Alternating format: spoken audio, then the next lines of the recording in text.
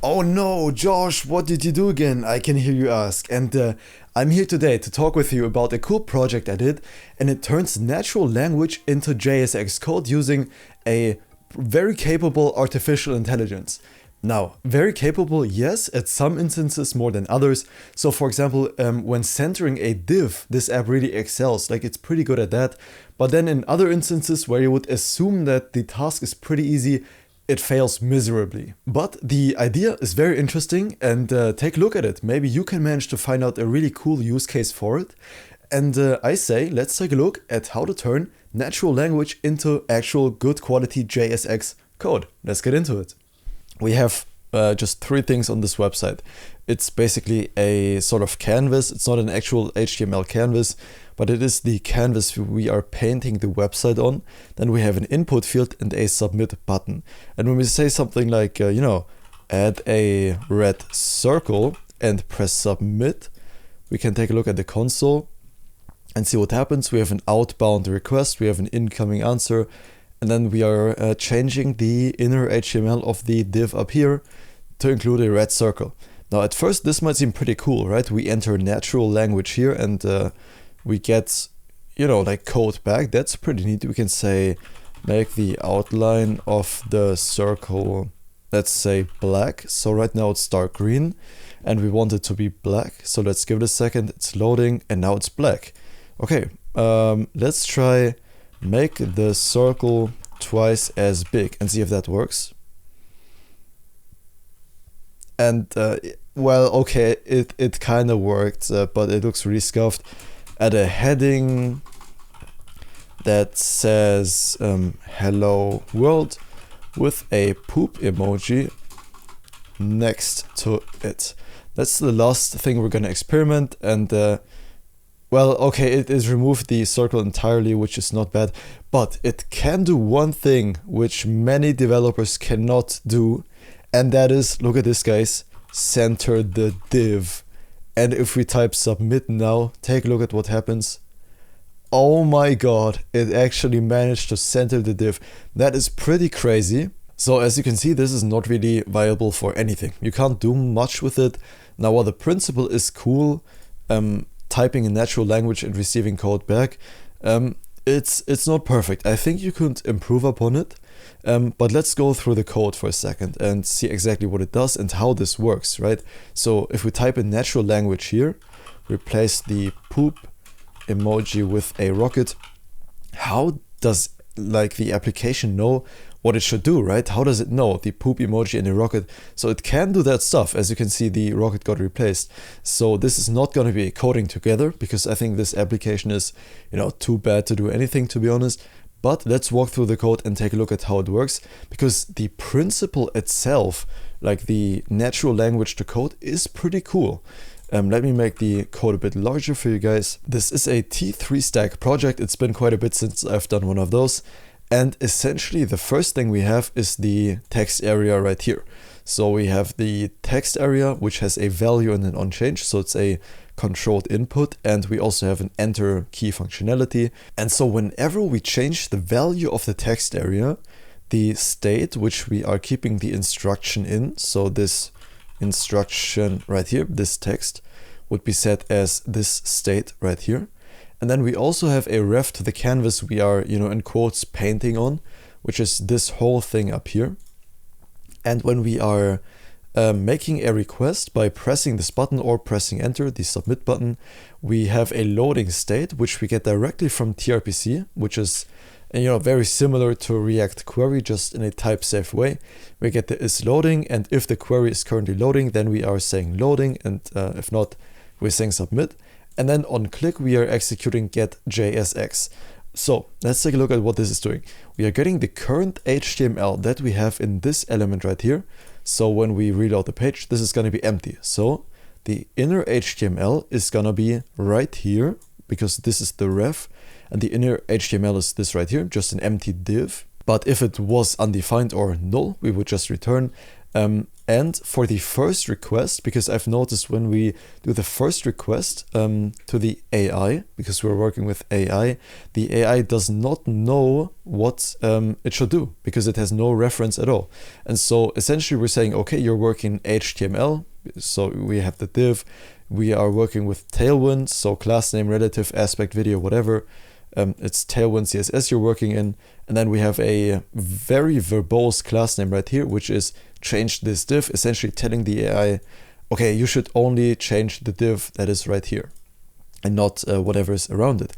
And then we are calling a method we get from the router, so the backend, which is fetch JSX, and we are either passing the empty if we're doing the first request, or if there is already a HTML, an inner HTML, we are gonna pass that.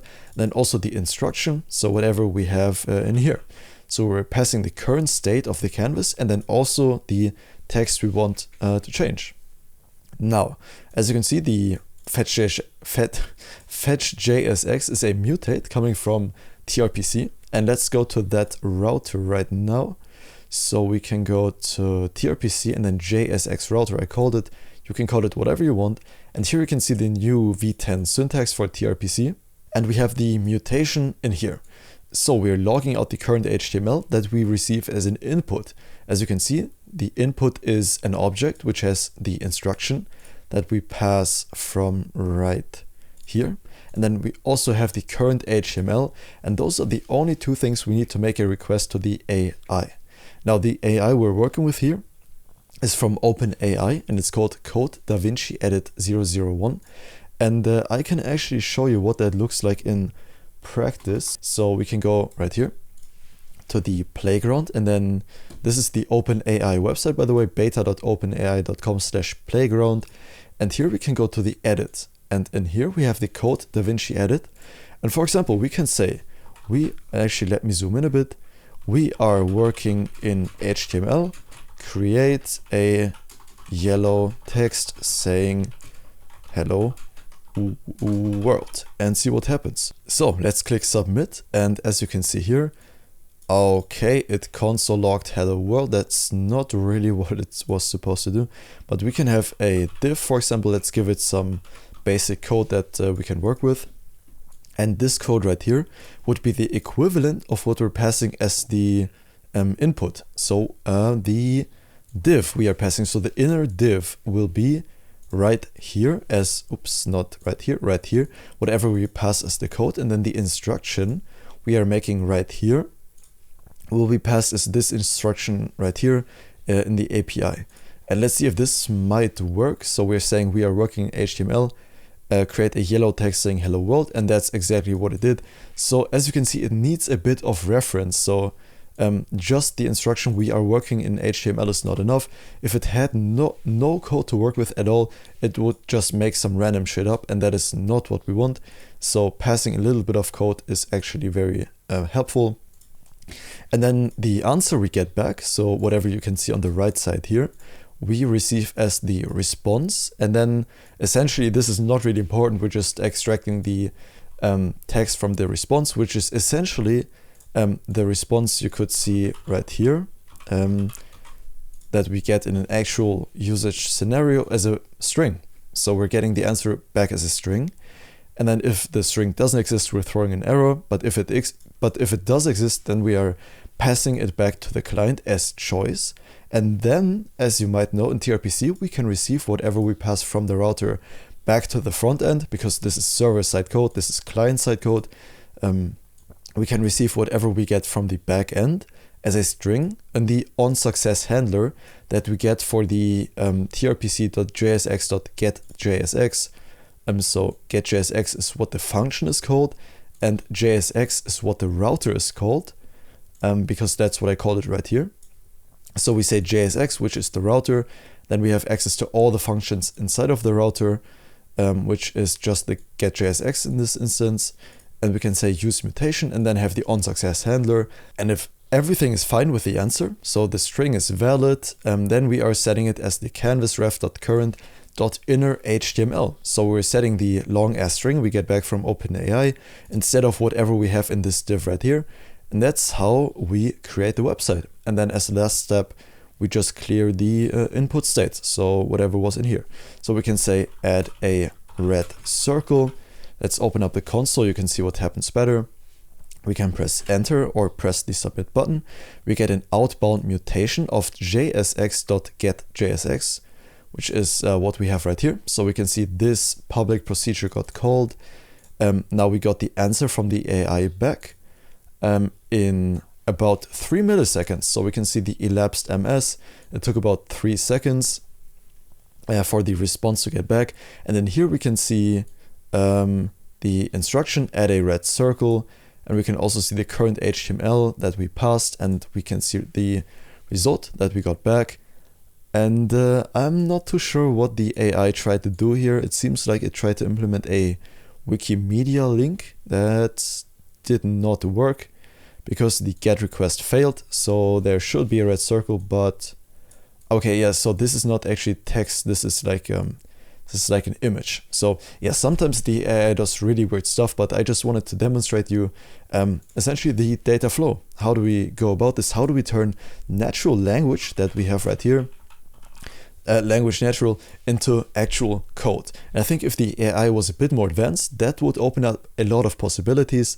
You know, there are websites like Squarespace or Jimdo, which we as web developers, you know, rarely use, or Webflow.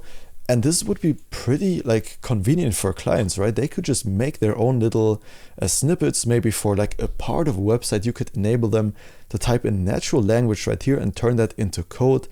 Now that would admittedly require for the AI to be a bit more, you know, suitable for this use case, because I think right now some stuff works. Add a gray footer with white text saying hello world. Like sometimes it works, sometimes it doesn't. It really depends. As you can see right here, it put the footer in the middle, put the footer at the bottom. Let's see if it does that. It's loading for a long time. Okay, so the outbound mutation did happen, but we are not receiving an answer. Answer takes really long.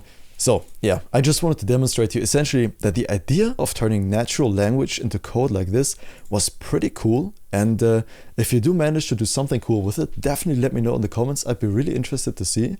Thank you for watching. Oh, Jesus Christ, what did it do? Oh no. Look what the AI did. It inserted like 1 million breaks into it. And that's exactly what I mean, right? I mean, that couldn't have illustrated my point better. Okay, so it did put the footer at the bottom, but in a very unoptimal way. Okay, that's all for now though. Thank you for watching. I hope you liked the idea as much as I did, and I'll see you in the next video. Have a good one, and bye bye.